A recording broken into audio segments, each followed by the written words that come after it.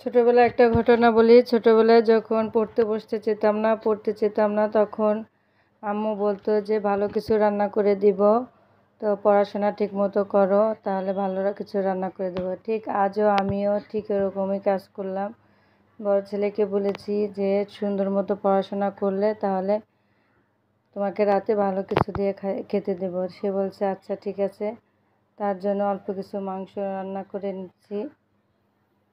সেও পড়ালেখা নিয়ে বসে গেছে।